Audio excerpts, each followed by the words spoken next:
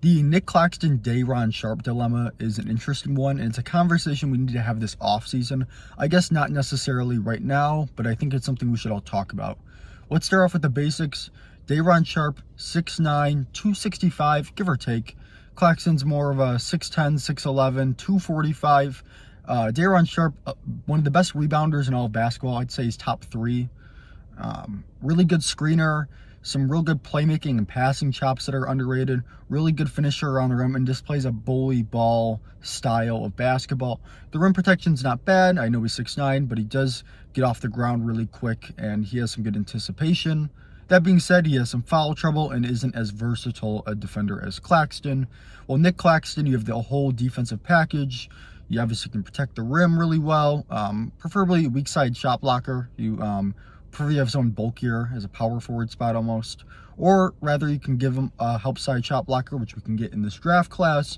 The offensive stuff is not great. It's kind of just rim running ability, which is fine for a center.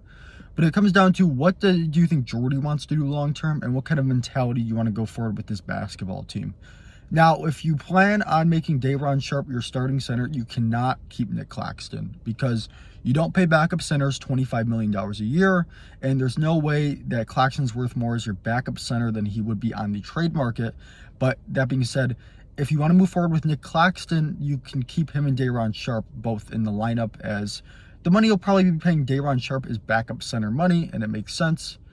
But the question is, if you unleash Dayron Sharpe as your starting center, what does that look like? Does he end up being better than Nick Claxton? Like I said, not Nick Claxton hate, but I think it's a conversation that we have to have and say, hey, maybe Dayron Sharpe could be a better center for us in this build that we're going for. And he has a little bit more spacing than Claxton, a little bit more offensive juice, and gives us more versatility to pick pieces long term in the draft. So I think it's just something we need to talk about. Now, it's not something that needs to be done right away, but I think people should at least think about it.